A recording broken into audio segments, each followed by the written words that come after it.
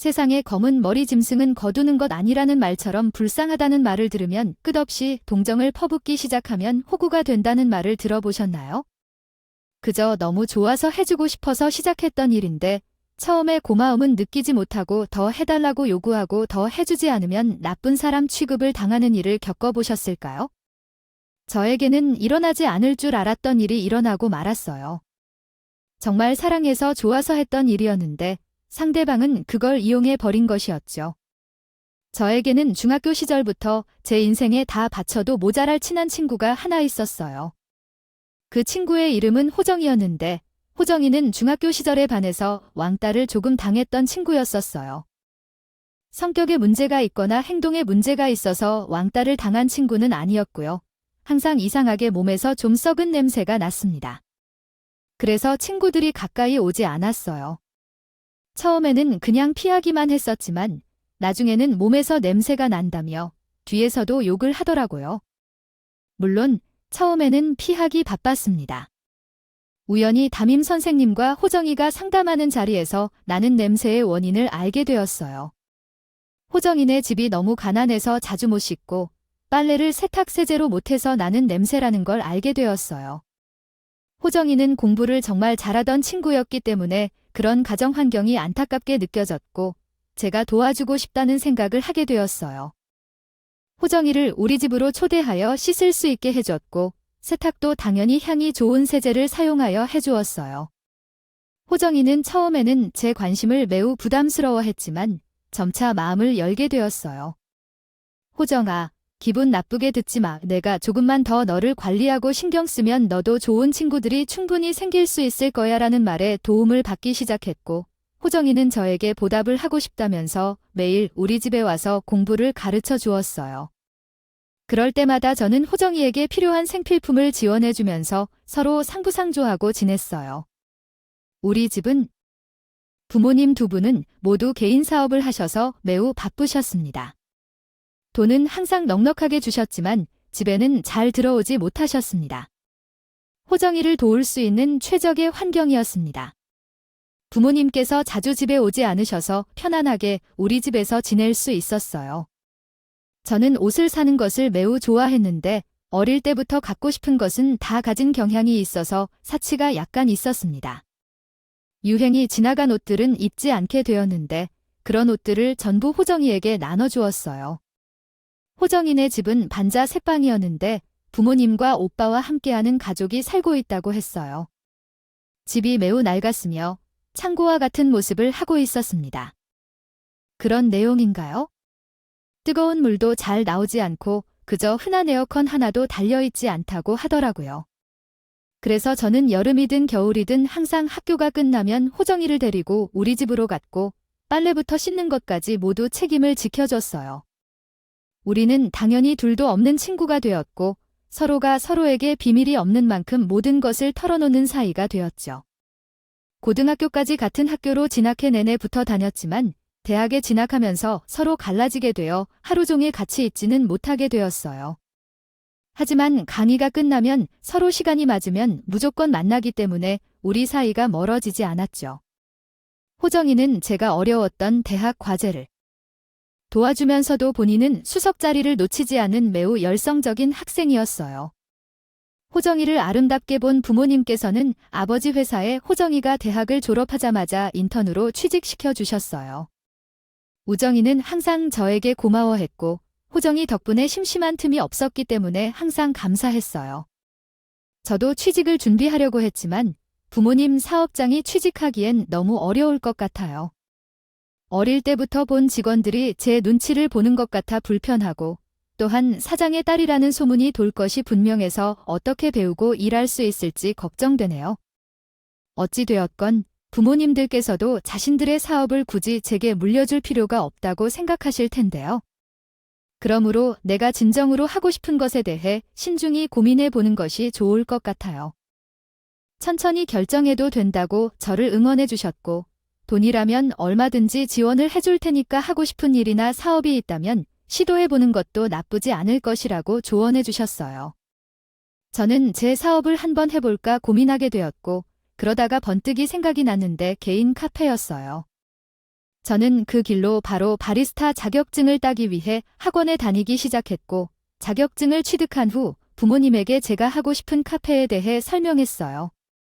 부모님은 저의 고민을 쉽게 여기지 않고 한번 해봐라 해주셨고, 나는 카페를 차릴 수 있었어요. 카페를 차리고 나니까 같이 일을 할 믿을 만한 직원이 필요했는데, 아무리 면접을 봐도 딱히 마음에 드는 사람이 없더라고요. 호정은 나에게 부탁을 하러 왔다. 내 오빠는 커피 만드는 일 말고 할 줄 아는 게 없는데, 호정은 카페 업무를 더 이상 할 일이 없어서 백수 생활을 하고 있는 오빠를 우리 카페에 취직시켜주지 않겠냐고 조심스럽게 물어봤다. 그것은 아주 좋은 생각이라고 생각했고, 나는 호정에게 웃으면서 그것에 동의했다. 그 결과 오빠의 친구 호수 씨는 우리 카페의 새 직원으로 고용되었다. 우리는 그 얼굴을 몇 번 보았지만 한 번도 그와 말을 나눈 적은 없는 사람이었다. 그래서 그의 성격이 어떨지 걱정했지만 호수 씨는 호정과는 다르게 참 좋은 사람이었고, 호정은 진중한 성격을 가졌지만 불필요한 말을 되풀이하는 경향이 있었다. 굳이 입 밖으로 꺼내지 않는 애였는데 호수 씨는 정반대더라고요.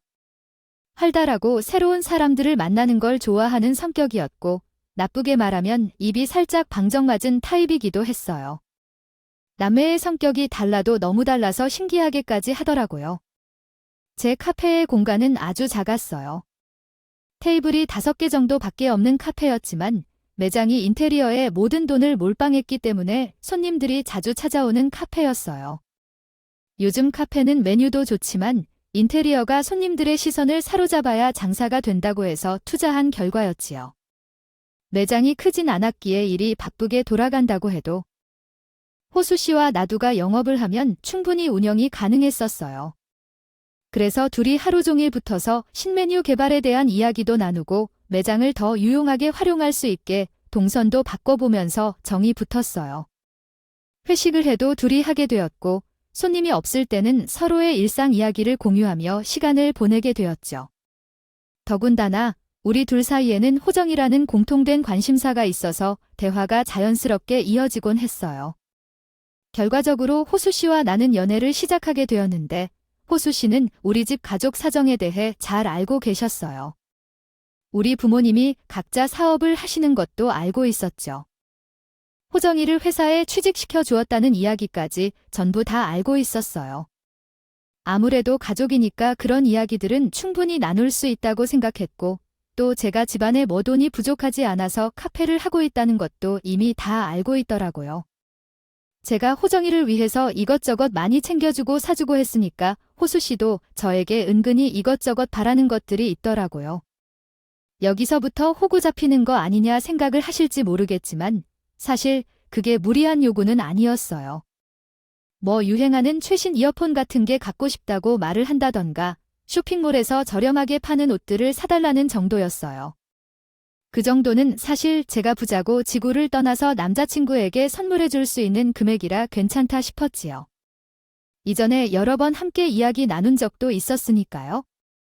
만난 남자친구들은 명품 선물을 바라며 요구했었지만 고수 씨는 소박하게 그런 것을 바라지 않고 적당한 금액대의 선물을 원했다고 해요. 저는 오히려 이 남자는 검소한 사람인가 보다 하며 생각하게 됐어요. 그리고 호수 씨가 어느 날 나에게 우리 카페 메뉴는 너무 특색이 없어서 그저 다른 체인점들에서 충분히 먹을 수 있는 메뉴들만 있는 것 같아. 신메뉴 하나를 개발해보는 게 어때? 요즘 초당 옥수수나 흑임자 등이 유행이니까 우리도 그런 크림 커피를 하나 만들어서 팔아보자라고 말했다고 해요. 호수 씨는 다른 카페에서 오랫동안 일했었고 그때부터 혼자 구석구석 이것저것 개량해왔다고 하더라고요. 신메뉴를 개발하기 시작했습니다. 모든 메뉴가 맛있었지만 그 중에서도 특이하게 맛있는 커피 메뉴가 있었고 자세하게 설명할 수는 없지만 이 메뉴를 우리 카페의 시그니처 메뉴로 특별히 추천하기 시작했습니다. 손님들은 처음에 궁금해서 한두 번 주문해 주었지만 커피의 맛에 완전히 매료되어 매일같이 찾는 모습을 보이고 있습니다. 이후로 사람들은 줄을 서서 이 신메뉴를 맛보기 시작하면서 매출이 크게 증가하기 시작했습니다. 저는 호수 씨에게 너무 고마운 마음이 들어서 어떤 선물을 해줄까 고민하다가 제 신용카드를 선물로 주기로 결정했습니다. 이 카드는 뭐야? 자기 이름이 써져 있었네요. 갑자기 나가서 간식거리라도 살까? 아니요. 인센티브로 주는 건 한도가 높아서 너무 자주 쓰면 금방 못 쓸 거예요. 나중에 친구들 만날 때 허세를 부릴 때 한 번씩 술값도 내게 주고 하라고 주는 선물이에요. 자기 덕분에 우리 카페가 개발한 신메뉴로 최대 매출을 찍어요. 매출의 90%는 시그니처 메뉴예요. 이런 선물을 어떻게 받아야 할까요? 단순히 마음으로 충분하다고 생각해요. 자기가 주는 선물들이 있어서 내 방법으로 받는 건 염치 없죠. 내가 줄만 하니까 준 거예요. 자기가 개발한 메뉴들이 얼마나 잘 팔리고 있는지도 알 수 있어요. 내 카페의 시그니처 메뉴가 되었는데 한도가 별로 높지 않다고 해서 호수 씨는 정말 고마워해요. 아며 잘 사용하겠다며 카드를 받아갔어요. 이전에 일하던 카페에서 일손이 느리다는 이유로 구박만 받고 쫓겨나게 되어서 우리 카페에서 일을 시작했을 때 아주 의기소침한 모습을 보여줬었거든요. 그러나 본인이 개발한 새로운 메뉴가 잘 팔리기 시작하자 어깨를 으쓱하며 손님들의 반응을 살피는 건 제법 귀여웠어요. 호정이는 우리 아버지 회사에 취직하고 1년 정도 지난 후에 바로 회사 근처에서 자취를 시작했어요. 아버지 회사가 강남 한복판에 있는 것이 아니라서 주변 월세가 괜찮았나 봐요. 그러나 저를 집들이 초대하지 않기로 했어요.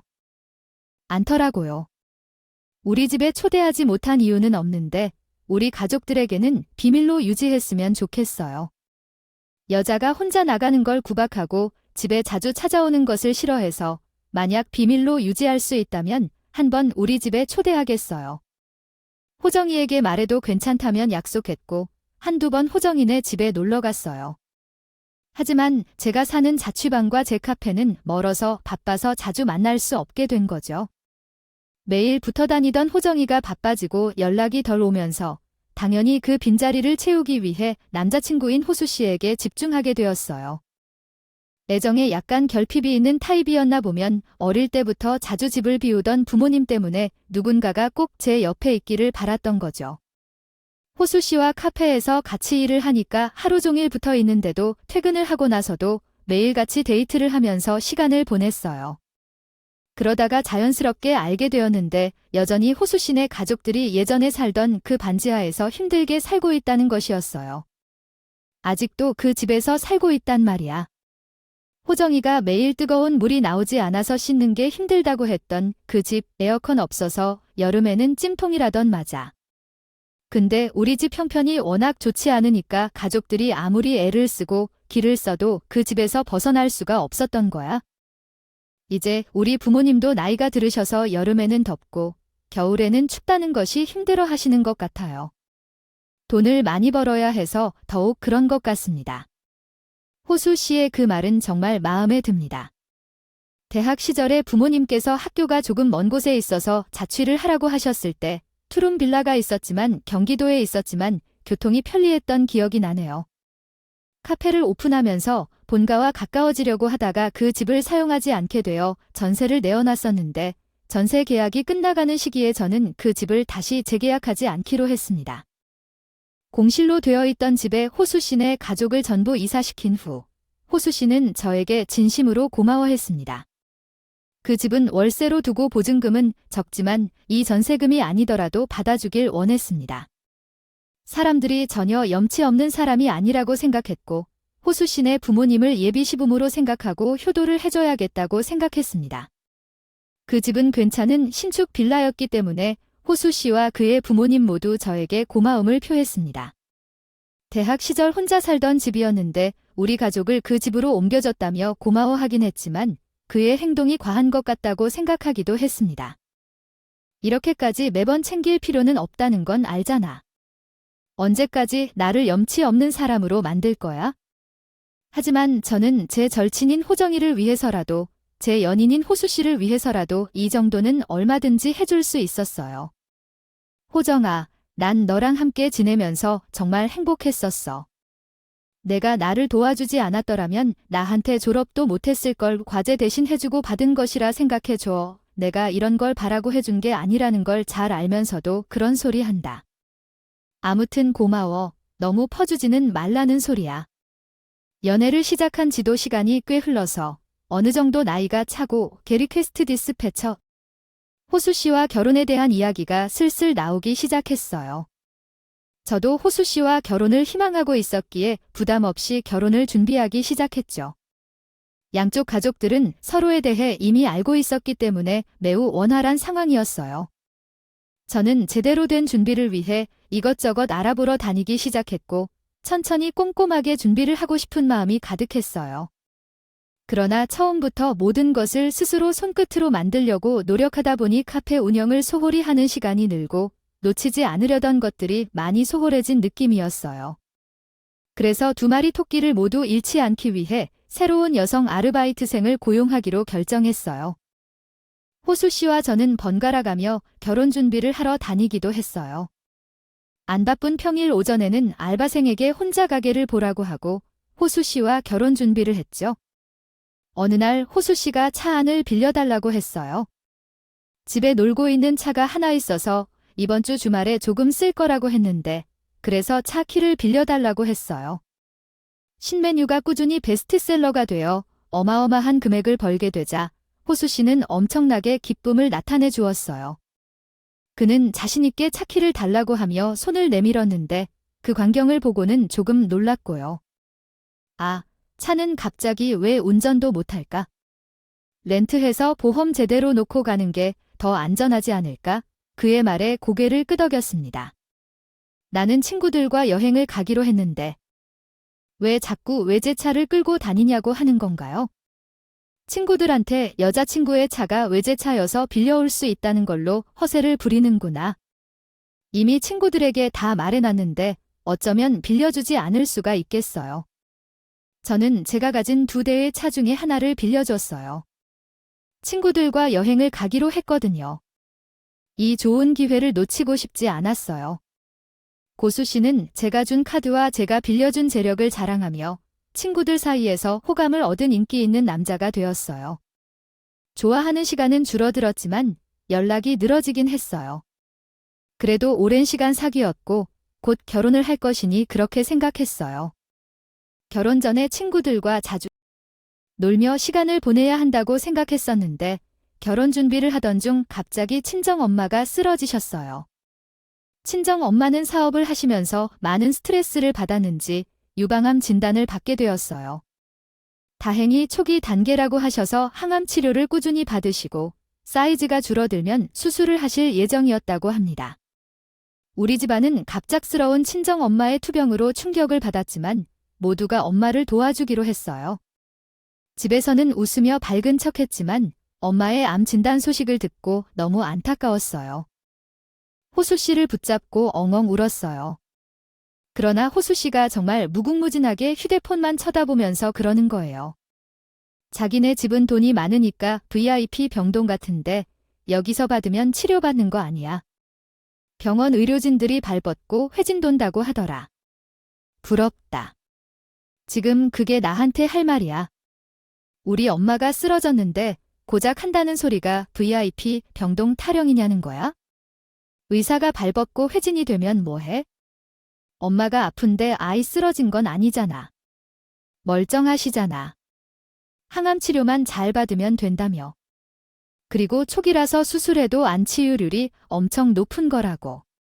저는 호수 씨 입이 방정맞은 타입이라는 걸 알고 있었지만 생각 없이 말을 이렇게 할 것이라곤 생각을 못했기에 조금 놀랐어요.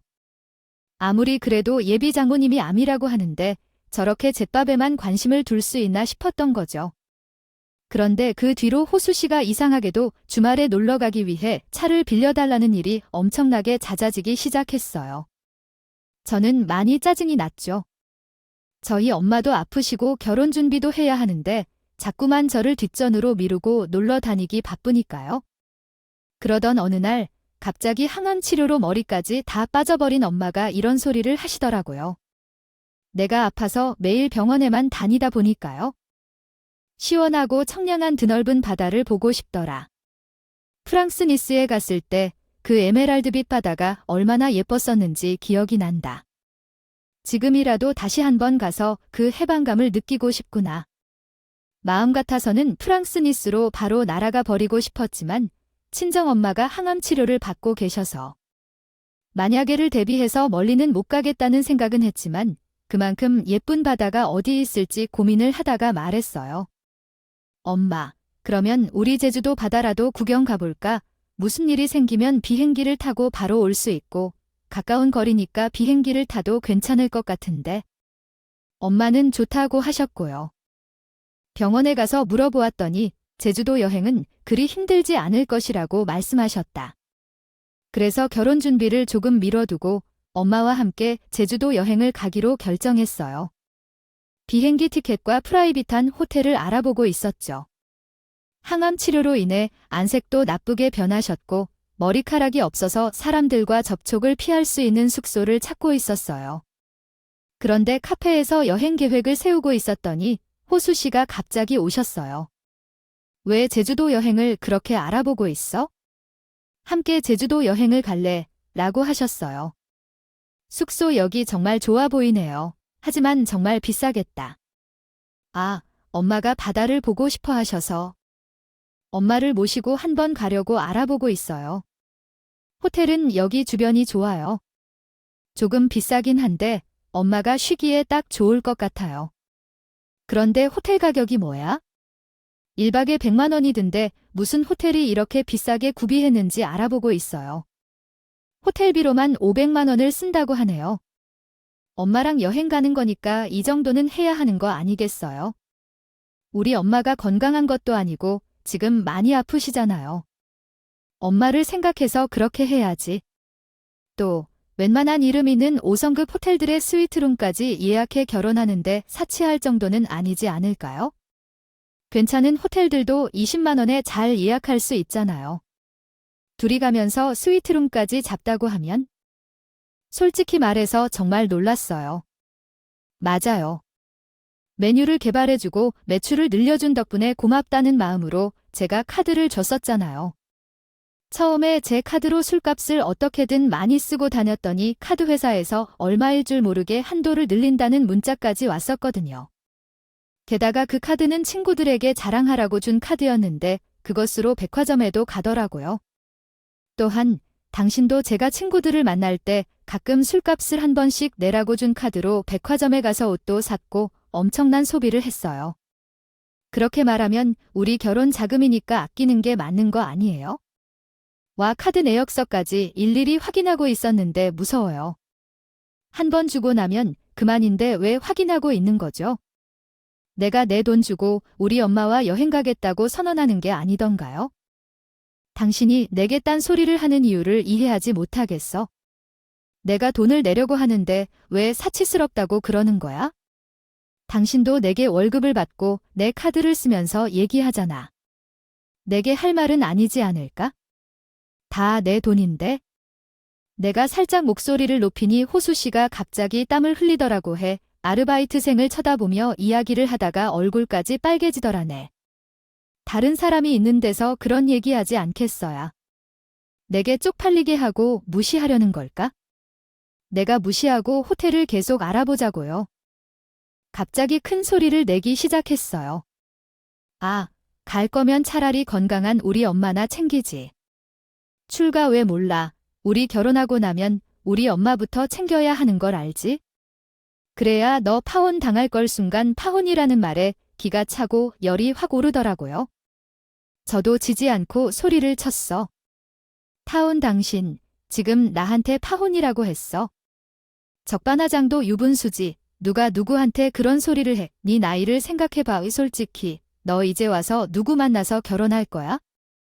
나 정도나 되니까 너의 예민함 다 참아주고 만나주는 거라고. 나처럼 너랑 오래 연애한 사람이 있어 없지네. 성격이 아주 지랄 맞으니까. 다들 못 견디고 떠나는 이유라고 누구나 그렇게 지르고 지랄 맞다 하고 계시는데 당신은 현재 말씀하신 내용을 나중에 후회하실 것입니다. 나에게 그런 말을 하고도 우리의 관계가 여전히 괜찮을 것 같으신가요? 누가 얘기를 해도 내가 만든 시그니처 레시피를 통해 수익을 올리면 당연히 그 정도의 돈을 사용해 살 수 있습니다. 내가 그걸 가지고 나가서 일을 해도 너보다 더 많은 수익을 낼 수 있다고 생각합니다. 제게 화를 내지 마세요. 그 말에 대해 몰랐는데도 웃음이 터지는군요. 우리 카페에서 메뉴가 잘 팔리기 시작했을 때 주변 카페에서도 비슷하게 따라 만들어서 팔고 있었거든요. 마치 자신만 아는 비밀 레시피인 것 같이 말한 것이에요. 유사하게 만들고 싶은 마음이 있다면 누구나 만들 수 있습니다. 레시피가 있었던 거였죠. 각서를 쓰다니 이런 말을 내뱉다는 것 자체가 매우 어처구니 없었어요. 제가 그동안 호정 때문에 참아 넘긴 일도 있지만 이건 아니라고 생각이 들었죠. 우리 엄마는 내가 챙기고 너희 엄마는 당신이 챙기는데 내가 왜 결혼 전부터 걱정하며 너희 엄마를 챙기거나 해야 하냐고요? 그런 당신은 우리 엄마가 항암 치료를 받고 있다는 걸 분명히 알면서도 한 번에 찾아온 적 없잖아요. 니네 엄마, 너 지금 다 말했어. 너 결혼하고 나서도 그런 식으로 말하면 안 되는 거 알지? 시댁은 하늘 같은 곤이라며 우러러보고 있는데 하늘 같은 시댁 같은 소리를 하고 있네요. 집 한 채도 못 해오는 사람이 무슨 말이 그렇게 많아. 지금은 누구를 울어야 하는데 너 돈 많다고 지금 유세 떠냐? 어차피 부부가 되면 공동재산이야. 너랑 나랑 같이 사는데 이제 네 꺼내고 따지게 생겼어. 아, 치사하네. 진짜 열이 확 올라. 당신이랑은 결혼 못하겠다. 이렇게 서로 존중하지 않는데 어떻게 평생 살겠어? 파혼하자 뭔가. 파혼이 애들 장난이야. 무슨 이런 걸로 퍼내라 전소리를 해. 결혼 전에 서로 의견 충돌도 하고 그러는 거지? 양가 부모님도 허락한 사이에 내가 여자로서 자존심 좀 숙이고 들어오면 되는 걸 가지고 뭐 그렇게 돈 자랑하며 팔자. 그래, 내가 한 발 양보할게. 이번에는 장모님과 여행 다녀왔고 대신 우리 엄마와도 여행 다녀왔지? 선심하듯 대화를 하던 중에 너무 기이해서 웃어버렸어요. 아직도 사정이 파악이 안 돼서 너와 파혼한다고 하면서 결혼 준비를 해도 너랑 결혼 안 할 거라고 우리 집에 있는 콩꿈을 다 받아먹었어. 그럼에도 불구하고 이렇게 염치 없이 구는 사람하고는 결코 결혼 못한다고 단호히 이야기했어. 호수 씨도 입을 벌리고 흥미진진하게 지켜보던 알바생도 슬쩍 눈치를 살피면서 귀 기울였어요. 무슨 너네 집에서 콩떡을 받아먹었다고 말이야. 정당한 대가를 받으며 일한 것뿐이에요. 그게 뭔데 놀았다는 거야? 그리고 신메뉴도 내가 개발했잖아. 그렇다, 알겠어요. 내게 준 카드와 차키는 꼭 두고 나가세요. 아, 그리고 나의 집에서도 나가주세요. 얼굴을 보지 말자고 말한 것은 서로 좋은 의미로 마주하거나 이야기하는 것이 아니니까요. 그런데 알바생이 지켜보는 상황에서는 반드시 이렇게 이야기해야겠어요. 내 자존심을 두드려서 나를 존중하게 해줘야겠다고 말해야겠어요. 차키와 카드, 둘 다 손에 꼭 쥐고 안 내놓더라고요. 전에 드린 것들을 내놓고 떠날 수 있게 해달라고 요청했었는데 내게 어떤 관련이 있는 거니까 지금 쪽팔림을 준다면 어때? 상관없는 일 아닌가? 그래서 말이야. 씩씩하게 걷다가 차 열쇠만 내려놓고 가더라고요. 바로 카드 회사에 전화해서 도난 신고하고 카드를 정지시켰어요. 그날 저녁에 카드를 사용하려고 할 때 안 먹혀서 전화가 왔어요. 도난 신고된 카드라서 친구들 앞에서 얼마나 당했는지 알아? 어느 정도로 막 상대방이 나서지 않기 위해 막 열심히 해줬으면 제대로 혼내야지. 이제 카드를 다시 활성화시켜줘. 너가 왜 이해를 못하고 계속 그래? 우리 파혼해. 결혼 안 할 거야. 왜 내가 카드를 다시 활성화시켜 주어야 할까? 네가 그렇게 죽어가는 놈이야? 너는 내 카페에 출근하는 것조차 하지 마라. 앞으로는 무슨 식사를 하고 살지 걱정해. 저는 그 전화를 통해 결혼 전에도 카드를 주고 차 열쇠를 주면서 뭘 한 거려. 몸이 아파서 이런 진지한 놈 때문에 후회하고 있어요. 매출이 늘어 상여금을 준 것이었다고 생각했지만 사실은 내가 바보짓을 한 거예요. 사랑 때문에 눈이 멀었나 봐요. 이렇게 되면 안 돼. 좋아. 나도 어디서 돈을 빌려 너보다 더 잘 사는 카페를 차릴 테니까 그렇게 생각해. 나보다 더 잘 살 거라고 투덜대는데 음료를 잘 만들고 운영하는 것은 천지 차이야. 너도 뭘 하려는 건지 모르겠지만 한번 사업 잘 해봐. 내가 그냥 월급 받으면서 음료를 만드는 게 어울리긴 하지만요. 완벽하게 차단한 후에 호정이에게 바로 전화를 걸어서 엉엉 울면서 말을 했어요. 이런 일들이 있어서 파혼을 결정했다고 하니 호정이가 한참 말이 없더라고요. 내가 미안하다. 우리 집안이 염치가 없는 집안이라서 왜 자취를 시작하고 나서 아무에게도 우리 집을 알려주지 말라고 했는지 모르지.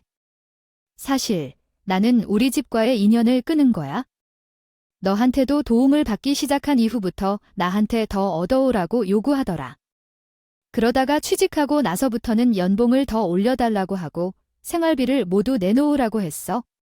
난리가 났어. 하나도 해주는 게 없으면서 오빠 유흥비부터 부모님 생활비까지 모두 다 털리겠다 할 거라 생각했어.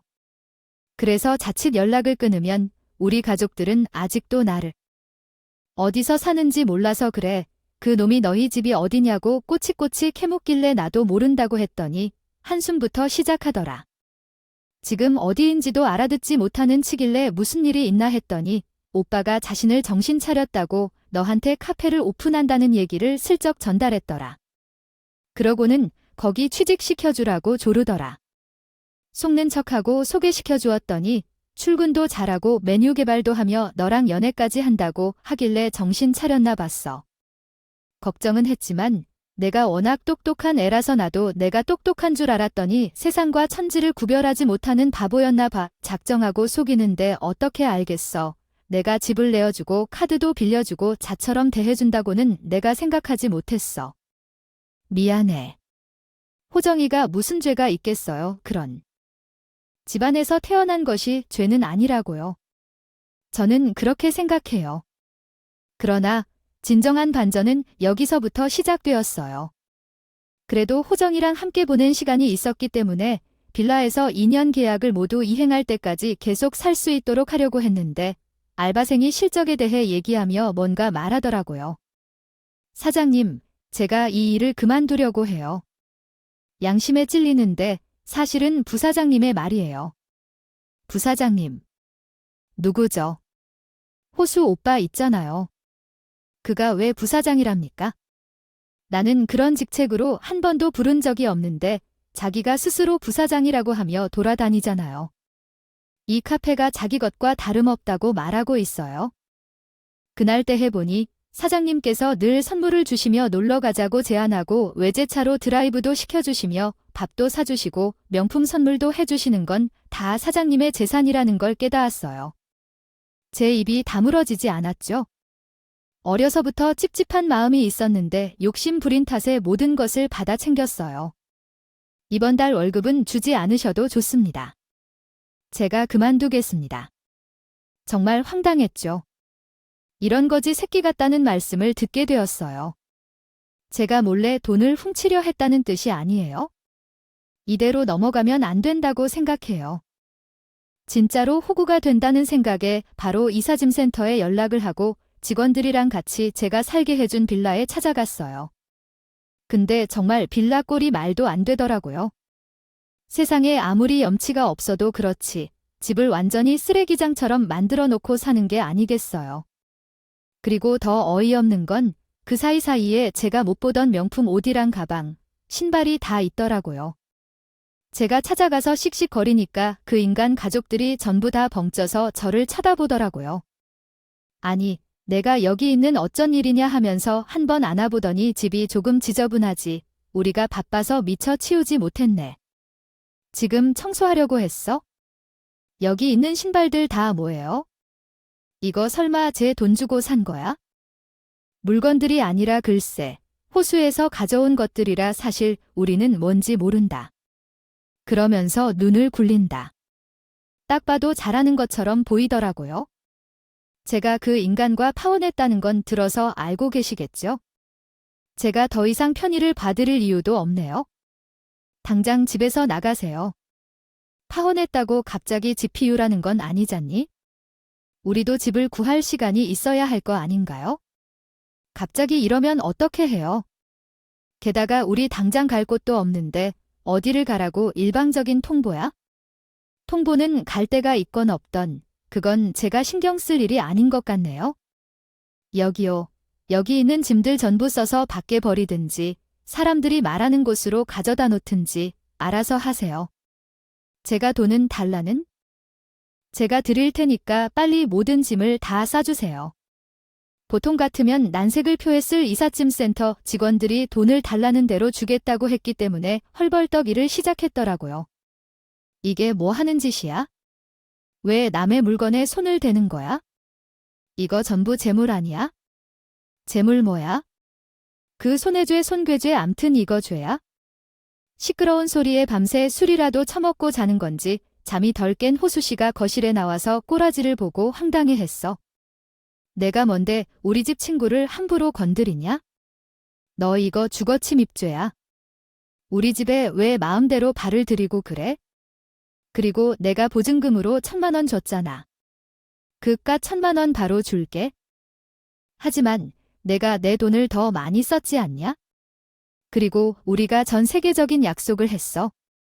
뭘 어째서야? 이건 내 집이야. 침입은 니들이 하고 있는 거라고. 게다가 이 물건의 반 이상은 내가 돈 주고 산 거 같은데 그럼 내 물건 아니니? 그랬는데 입 다물고 있는 이삿짐센터 직원들에게 괜히 소리를 쳤다고 말이야. 아, 너 우리 카페 알바생이랑 바람까지 피웠다며. 걔가 그러더라고. 내가 산 모든 물건들이 내 주머니에서 나온 것 같다고 나에게 미안하다고 하면서 일도 그만두겠다고 하더라. 월급도 안 받겠대. 그건 걔가 먼저 꼬리치는 거라고 말이야. 내가 먼저 그런 게 아니라? 걔가 나에게 먼저 다가와서 무슨 소리냐는 거야? 내가 준 카드로. 신나게 놀았다고 하는데 한 번도 내게 사준 적이 없던 명품을 사다 바쳤다며. 아, 그녀랑 잘 사귀어봐. 근데 그녀는 이제 돈이 없어서 나와 안 만나려고 하나 봐요. 내게 이실짓 하는 거 보면 그 말에 호수씨네 부모님이 갑자기 저에게 무릎을 꿇고 빌더라고 해요. 우리 아들이 철이 없어서 잠깐 실수했나 봐. 우리가 그동안 너무 염치 없었지. 미쳤었나 봐. 우리가 타오는 무엇인가. 여태까지 나온 정이 있고 우리가 얼마나 잘 지냈는지 다시 생각해보라고. 앞으로 이런 일 절대 없게 할 테니 그래 나도 이렇게 무릎 꿇고 빌 것이다. 나는 정신을 차리고 살 것이고 내가 없으면 어떻게 살아갈지 몰라. 내 인생의 유일한 여자가 너라고. 너가 정신을 차리든 말든 나랑은 상관없는 일이니까 내 마음대로 해라. 유일한 여자가 무슨 이런저런 말을 하고 있는 것 같은데, 그래? 앞으로는 취직해서 돈도 벌고 내 부모님 호강도 시켜드리고 나는 제주도 여행을 가서 잘 보내겠으니까? 실언을 했었어. 아, 나는 너무 보기 겨웠는지도 몰라. 나는 정말 너밖에 없어. 너 하나만 바라보고 평생 뒷바라지 할게. 그런 사람이 뒤에서 나 몰래 내 돈으로 다른 주머니를 차는 걸 생각해봐에 결혼하고 나서도 너희 집을 잘 챙기라며 하늘 같은 시댁이 어쩌고 저쩌고. 그러는 바람이면서도 우리 부모님을 챙기면서 행복하게 살란다. 그러더니 이삿짐 직원들에게 이삿짐을 잘 싸서 버려달라고 말하니 호수씨가 제 바짓가랑이를 붙들고 늘어지더라고요. 너 지금 이렇게 가면 나 콱 세상 떠나버릴 거야. 평생 내 기억에서 지워지지 않게. 그러니까 제발 나 좀 살려줘. 너 없어도 나랑 상관 하나 없어. 호정이도 상관없다고 하더라. 내가 호정이 인품 하나 보고 너희 가족들을 거두려고 했던 게 한스럽다. 앞으로는 보지 말고 연락도 하지 마. 경찰에 스토커로 신고해버릴 테니까. 그랬더니 갑자기 집안 싸움이 일어나더라고요. 지들끼리 서로 잘났네 못났네 하면서 싸우는데 아주 가관이었어요. 얘야, 멍청한 자식아. 징징이 잘했어야지. 왜 다 된 밥에 코를 빠뜨리냐. 이제 우리 어디로 가야 할까? 당장 잊으면 어떻게 되는 거니? 짐 싸고 나갈 필요 없어. 우리 갈 곳이 없잖아. 엄마야, 말대로 초조함에 사로잡혀야 한다고. 하늘 같은 시댁 이야기 하던 중 엄마, 말대로 해서 그래. 이사달이 나버렸잖아. 시끄러워 이 사람들아. 지금 당장 어디로 가야 할지 알아봐야 해. 그렇게 말하자 셋이 나를 애처롭게 쳐다보는데 의도적으로 그 앞에다가 침 한 번 퇴 뱉어주었어. 당당하게 돌아서서 본가에 계신 부모님께 파혼 소식을 전하고 그 집안 사람들과 연락할 일 없다고 말했어. 부모님은 호정이와 나의 관계를 걱정하기는 했지만 호정이는 운 좋게도 그 일에 대해 별말 없이 잘 지내고 있어. 이후 일에 대한 이야기도 궁금하신가요?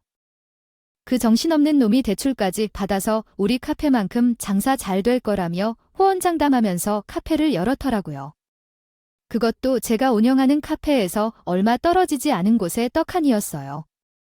아주 대문짝만하게 크림커피의 원조, 크림커피 개발자라고 배너까지 떡하니 붙여놓고 장사를 하더라고요. 대놓고 저희 카페를 저격한 거나 마찬가지였죠. 배달 어플에도 알바생들이 풀었는지 뭔지 후기가 아주 각양각색이더라고요. 그런데 대부분이 저희 카페를 저격하는 내용이었습니다. 제 카페에서 일하던 레시피 개발자가 운영하는 카페라더니 맛이 좋아요부터 시작해서 원조는 원조답다는 내용까지 후기를 보냈다. 아주 웃기더라고요. 하지만 다음 내용이 누락됨. 그것마저 오래가지 못하고 그 가게는 빚만 잔뜩 쌓인 채로 망해버렸어요. 왜냐하면 카페에 온 손님들에게 찍적거리며 돈을 많이 쓴다고 모아낸 연병을 흔들다가 손님들이 모두 떠나버리고 유통기한이 지난 우유를 사용한 일이 있었거든요. 재료값이 얼마나 드는지 신경 쓰지 않고 팔다가 장염에 걸린 손님이 나와 치료비를 요구해 소동이 벌어지고 장염에 걸린 손님들이 모두 소송을 제기하여 무한 신고를 하고 기관에서 나와 검수 조사까지 받은 적이 있답니다. 위생 상태는 청소한 지 오래되어 더럽고 모든 음료를 유통기한이 지난 재료로 만들어서 영업이 정지되고 경고문이 게시되면서 그 카페는 대문짝만한 상태가 되었죠. 이런 카페에 누가 결국 들어갈까요? 마음을 놓고 가서 커피 한 잔 마실래요? 손님 뚝 떨어져서 망해버렸지. 더 배 아프게 우리 카페는 승승장구를 이어나가며 매장을 확장하였고 현재는 다른 동네로 이사를 갔어요. 꽤 큰 규모로 카페를 운영하고 있어요.